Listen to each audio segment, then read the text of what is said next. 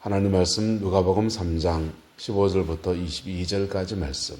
백성들이 바라고 기다림으로 모든 사람들이 요한을 혹 그리스도이신가 심중에 생각하니 요한이 모든 사람에게 대답하여 이르되 나는 물로 너희에게 세례를 베풀거니와 나보다 능력이 많으신 이가 오시나니 나는 그의 신발끈을 풀지도 감당하지 못하겠노라. 그는 성령과 불로 너희에게 세례를 베푸실 것이요 손에 키를 들고 자기의 타작마당을 정하게 하사 알곡은 모아 곡간에 들이고 쭉정이는 꺼지지 않는 불에 태우시리라. 또 그 밖에 여러 가지로 권하여 백성에게 좋은 소식을 전하였으나 분봉왕 헤롯은 그의 동생의 아내 헤로디아의 일과 또 자기가 행한 모든 악한 일로 말미암아 요한에게 책망을 받고 그 위에 한 가지 악을 더하여 요한을 옥에 가두니라. 백성이 다 세례를 받을새 예수도 세례를 받으시고 기도하실 때 하늘이 열리며 성령이 비둘기 같은 형체로 그 위에 강림하시더니 하늘로부터 소리가 나기를 너는 내 사랑하는 아들이라 내가 너를 기뻐하노라 하시니라. 아멘. 오늘 말씀의 축복과 은혜가 저와 여러분 가운데 우리 교회 가운데 온전히 풀어지게 되기를 예수님의 이름으로 축복합니다. 선지자 중에 참 선지자, 위대한 선지자가 구약에 여럿 있습니다. 사무엘도 그렇고 모세도 그렇고 이사야도 그렇고 예레미야도 그렇고 에스겔이나 다니엘 같은 사람들도 정말 대단하신 분들이세요. 그런데 예수님께서는 여자가 낳은 자 중에 요한보다 큰 자가 없다라고 했습니다. 세례자 요한이 이스라엘 역사의 마지막 선지자였고 그 마지막 선지자를 주님이 그렇게 평가하셨습니다. 세례 요한은 요단강에서 세례를 베푸는 것으로 자기의 사역을 시작했고 그것이 자기의 사역의 끝이었어요. 세례자 요한은 원래 에세네파로 들어갔습니다. 아버지가 그를 데리고 광야로 가서 에세네파에 들어갔는데 에세네파의 입문의식 중에 하나가 세례받는 것이었습니다. 그래서 이스라엘 백성들이 성전에서 번제를 드려서 속죄함을 입는 그런 거하고 다르게 에세네파의 멤버가 되겠습니다라고 할 때 세례를 받습니다. 그래서 교회에 멤버십을 가질 때 세례를 받습니다. 근데 세례 요한은 이 에세네파 입문의식인 세례를 요단강에서 백성들에게 행한 겁니다. 그 백성들 보고 너들 에세네파가 되라 이렇게 말하는 건 아니에요. 에세네파 외인을 확장하려고 종파를 하나 더 확장하려고 그렇게 한 건 아니고 세례 요한은 에세네파 입문의식인 세례의식을 속죄로 바꾸어서 요단강에서 세례를 베풀었던 겁니다. 세리들이 와서 세례를 받고 바리새인들도 오고 제사장들도 오고 존인들도 오고 여러 사람들이 와서 자기 요한에게 세례를 받는데 그 세례 받는 제목은 회개의 세례입니다. 할렐루야.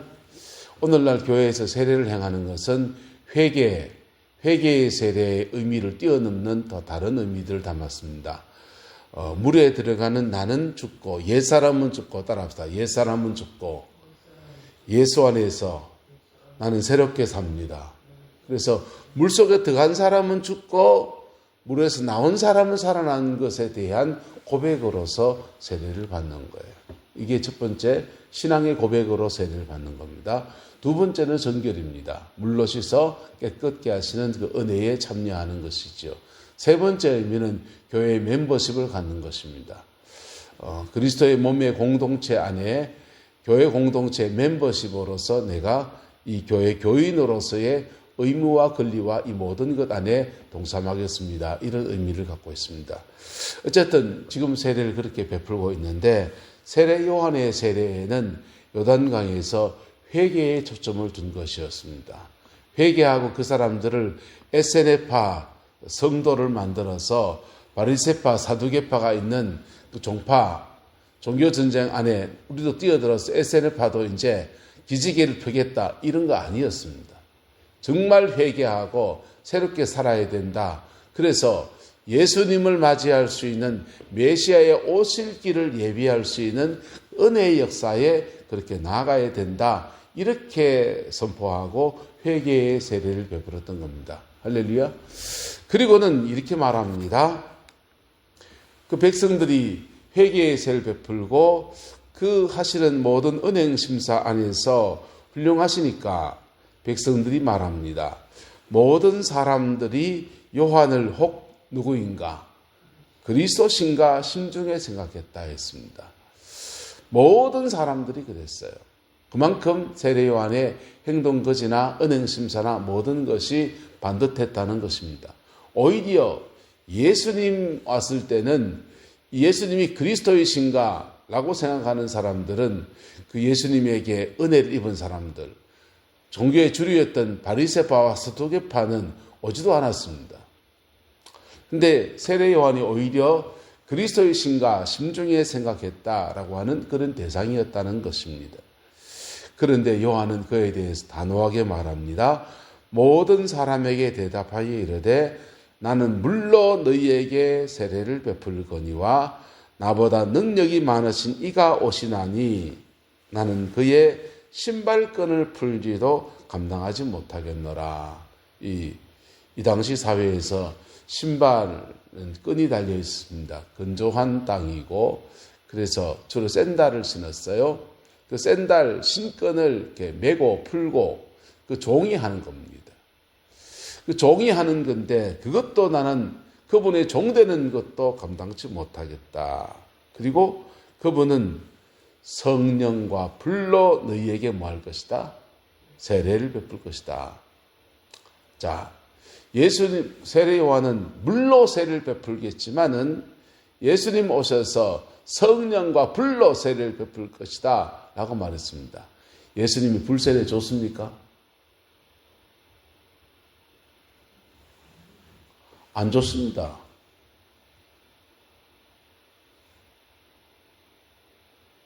불세례 안 줬습니다. 예수님도 물로 세례를 줬습니다.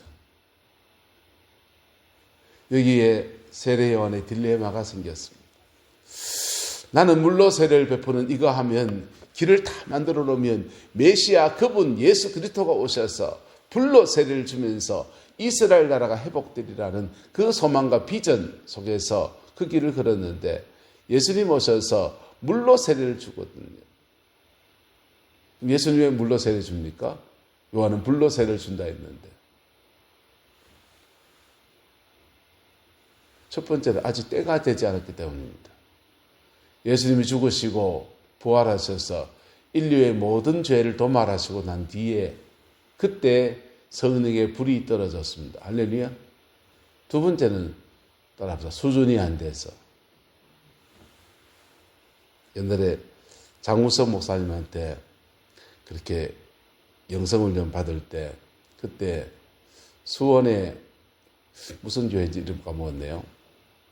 그 목사님 참 고마운 분인데 그 목사님이 장 목사님을 부흥회 자기에게 부흥회 정해놓고서는 저희한테 그런 얘기 하시더라고요.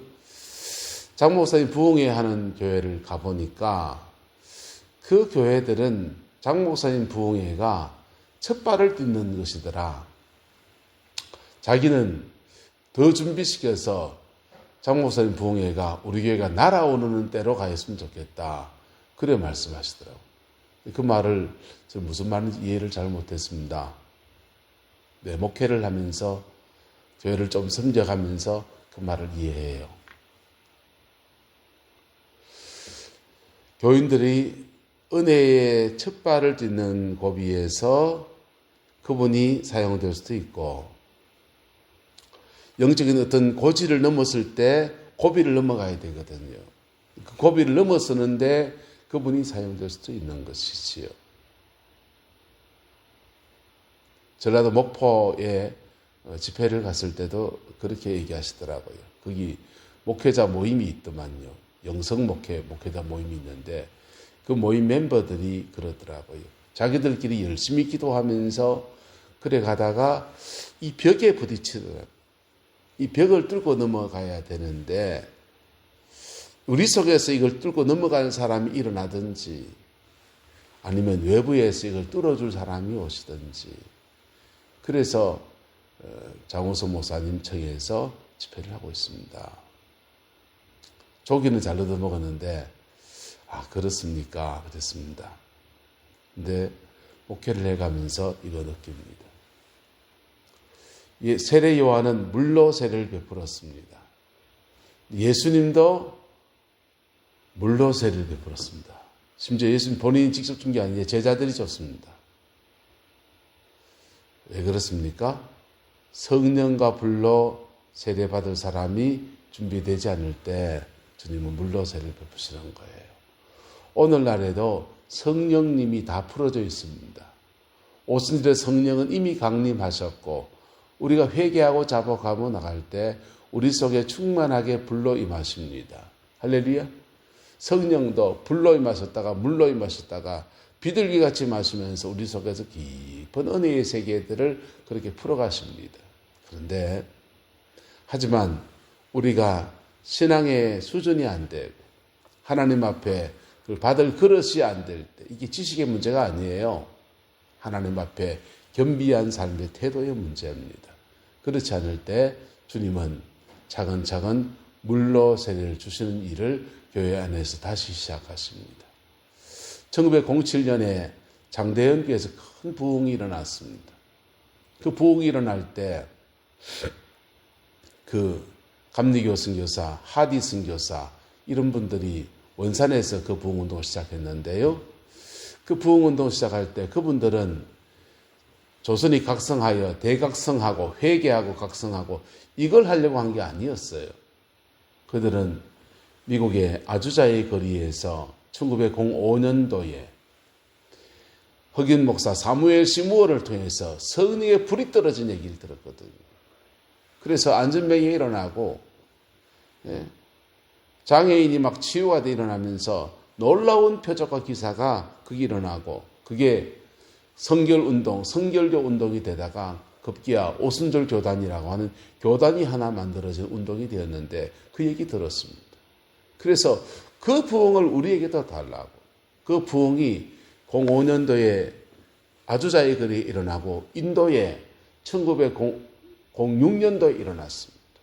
그러니까 아시아권에도 일어났으니까 이제 우리에게도 달라고 하면서 그래 기도한 것이 1907년에 부흥운동이 됐어요.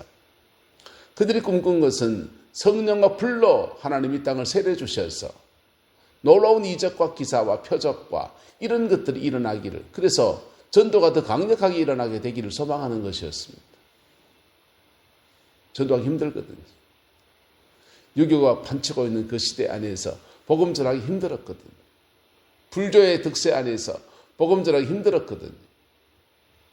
그저 학교 세워서 학생들 그냥 몇몇 사람들 복음으로 세워가는데 너무너무 힘드니까 복음 전도가 확 퍼져가게 표적과 기사가 확 일어나게 없었어. 그거였습니다. 근데 하나님이 주신 부흥은 회개와 각성의 부흥이었습니다. 할렐루야. 한번 따라합시다. 회개와 각성의 부흥. 두 번째, 그 부흥이 끝나고 그 부흥 안에서 사람들이 준비되어지면 받을 그릇이 되면 오늘 본문의 말씀처럼 성령과 불로 세례를 주시는 은혜의 역사들이 일어납니다. 성령과 불로 이 땅을 강타하신 하나님의 부흥운동은 김천의 용문산 기도원에서 시작되었습니다. 그 불이 대구를 강타하면서 대구가 6.25 이후에 제2의 평양 제1예루살렘, 제2예루살렘이 대구다 그렇게 말했던 부흥의 도산이 바로 대구였고 그 부흥의 불이 대구를 중심으로 해서 경상도를 쭉 퍼지면서 곳곳에 기도원들이 세워지고 강력한 부흥운동들이 그렇게 경상도 땅에 풀어졌던 겁니다. 그 부흥의 역사를 사모합니다. 할렐루야. 근데 먼저 해야 될 게 있습니다. 먼저 해야 될 게 있는데 물로 세를 성령님께서 우리의 죄를 씻으시고 새롭게 하시는 회개와 각성의 부흥운동이 먼저 일어나야 합니다. 할렐루야. 이게 먼저 일어나야 합니다. 그리고 어떤 사람에게는 회개와 각성을 주고 어떤 사람에게 성령과 불을 주시고 어떤 사람에게는 말씀 안에 자라가는 역사를 주시고 하나님의 성령의 역사가 다채롭게 이렇게 무지개처럼 펼쳐지는 거예요. 신앙에 입문하는 사람에게 주는 은혜가 있고 죄인에게 주는 은혜가 있고 마음이 상한 자에게 주는 성령의 은혜가 있고 믿음 안에 달려가야 될 사람에게 주는 성령의 은혜가 있고 장성하여서 주의 일을 감당할 자에게 주는 성령의 은혜가 다 다채롭게 풀어지는 겁니다. 그 출발이 뭡니까? 누구에게나 동일합니다. 피 묻은 십자가. 물로 세례를 베푸신 이 은혜는 피 묻은 십자가의 은총 속에 함축되어 있습니다. 그 십자가 안에 내가 죽고 예수로 살고 나의 죄를 씻으신 하나님의 은혜 앞에 깊이 나서는 것. 그리고 그 안에서 성령이 더 부어져서 어떤 사람은 불러 하고 어떤 사람은 성령의 은사가 나타나고 어떤 사람은 그의 재능에 성령의 기름 부음이 임해서 복되고 아름다운 인생을 살아내고 시대 속에 빛을 발하는 빛과 소금으로 살아내는 아름다운 역사도 일어나는 겁니다. 교회의 성도들이 어느 처지에 있으면 그 처지에 맞게 우리는 주를 섬겨야 합니다. 바늘 허리에 묶어서 깰 수 없고요. 옷단추도 위에서부터 차근차근 깨어와야 되지. 근데 마음 급하다고 이쪽에다가 해갖고 할 수는 없어요. 다 풀어야 돼요. 그리고 차근차근 그렇게 갈 때 세례 요한 그가 감옥에서 얼마나 노심초사하겠어요. 목숨은 경각에 닥쳤는데 그가 꿈꾸던 예수님은 메시아로서 불로 세례를 안 주는 것 같고 하니까 얼마나 마음이 답답하겠습니까? 그래서 사람 보내서 오실 그이가 당신이니까 우리가 다른 사람을 기다리니까 라고 물었던 겁니다. 주님의 대답은 그렇습니다. 안전매개가 일어나고 소경이 눈을 뜨고 죽은 자가 살아나고 가난한 자에게 복음이 전파되면서 하나님 나라가 오이다. 내가 봐도 그다. 라고 세례 요한에게 오해를 풀어줍니다. 그의 이해를 도와줍니다. 세례 요한은 순교의 목이 날아가지만은 나는 내 사명 다 이루었도다. 그분이 오실 길을 닦아놓는 그 여정을 다 걸었도다. 물론 세례 요한이 완전하게 다 했다 이렇게 할 수는 없을 수도 있어요. 왜냐하면 세례 요한의 세례를 받은 사람들은 군인들, 몸 파는 사람들, 그리고 세리들, 사회 하층민들만 세례받고요. 정말 이스라엘 전체에 이 무브먼트, 운동이 확산돼서 회개하고 주야 내가 죄인이로서 내가 죽일 놈입니다. 이렇게 회개운동 안 일어났거든요. 요단강에서 소수의 사람들, 그냥 이름 없는 힘없는 사람들이 그 세례 받고서 그 은혜 입고서 내가 회개합니다. 내 바르게 한번 살아보겠습니다. 그렇게 결단하는 무브먼트였습니다. 하지만 주님은 그 세례 요한을 만해서 말합니다. 여자가 낳은 자 중에 그보다 큰 이가 없도다. 선지자 중에 선지자로다. 라고 칭찬해 주었습니다. 우리가 주를 섬기는 여정 안에서 얼마나 큰 교회를 섬길지 얼마나 큰 영혼들을 세워갈지 몰라요.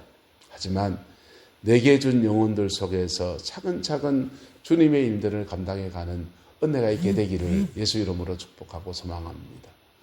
구룡포에 있을 때 오숙 권사님 땅이 없는데 그 하천변에 버려진 땅 주인한테 싸게 임대를 받아서 그 땅을 만들어 갑니다. 산에 가서 흙을 캐와다가 채워다 넣고 돌을 캐다가 그냥 다 강가에 갖다 버리고 그리고 산이 그늘져서 이게 그늘지니까 작물이 겨울에 작물이 잘 안 돼요. 근데 그게 자기 땅인 거예요. 자기가 가꾸고 부쳐 먹는 땅인 겁니다. 그 부분 보면서 그런 생각이 들었어요. 그만 막 좋은 땅에 좀 장모네가 돈을 좀 들이더라도 좋은 땅을 좀 사든지 그래가 하지 그늘진 땅에서 뭘 하겠다고 그랬는데 여러분 목회도 그렇습니다. 주님을 섬기는 것도 비탈 땅을 물려받았으면 그 땅을 주님이 그 땅을 주셨으면 그 땅 가꾸는 겁니다. 돌덩이 있으면 돌 집어내고 까치나무 있으면 꺾어내고 거기 뭐 고라니나 돼지 같은 거 오면은 울타리 치고 하면서 자기에게 준 터 안에서 하나님이 맡기신 터다 믿고서 그 터를 가꾸어 가는 것입니다. 그리고 차근차근 해나갈 때 물로 세례를 베풀면서 불로 세례를 주면서 하나님의 사람들을 차근차근 길러내가는 삶, 무명의 종으로 그렇게 살아갈지라도 그 여정을 걸어가는 삶, 그게 세례 요한과 예수님을 통해서 우리는 배워야 될 것입니다. 예수님 세례받는 얘기 내일 나눕시다. 기도하겠습니다. 좋으신 아버지 하나님, 주님의 은혜와 사랑을 감사합니다. 이 땅의 낮고 낮은 곳에 겸비하게 오셔서 죄인은 회개의 역사로, 치료가 필요한 사람에겐 치료자로, 말씀이 필요한 자에게 말씀의 양육자로 다채롭게 사역하시다가 목숨을 주셔서 온 인류를 위한 구원의 역사를 이루신 예수 그리스도를 찬양합니다. 그분의 발자취를 한 걸음 한 걸음이라도 따라가며 본받아가는 저희들 되게 하나님 주장하여 주시옵소서. 우리 얼마나 미련한지요. 우리는 얼마나 둔한지요. 우리 얼마나 어리석은지요. 스스로 지치고 스스로 낙심하고 스스로 절망하고 스스로 쓰러지는 우리들의 모습이었습니다. 피 묻은 십자가의 은혜 안에서 새롭게 서서 믿음의 그 여정을 넉넉히 걸어가는 은혜가 있게 축복하여 주시옵고 우리 내남제일교회를 축복하사 아버지 하나님 봄철에 땅을 경영하듯이 영혼이 기경되게 하시게 하시고 하나님의 말씀이 이 영혼들 속에 뿌려주고 심겨져서 말씀 붙들고 믿음으로 살아내는 당신의 종들이 일어나고 다음 세대가 새롭게 세워지고 아버지 이 교회를 위해서 목숨 걸고 기도했던 아버지 남종과 여종들의 기도가 오늘 우리의 때에 응답되어지는데 아름답게 사용되어지게 축복하여 역사하여 주옵소서. 여호와께서 함께해 주시기 원합니다. 예수님의 이름으로 축복하며 기도드리옵나이다. 아멘.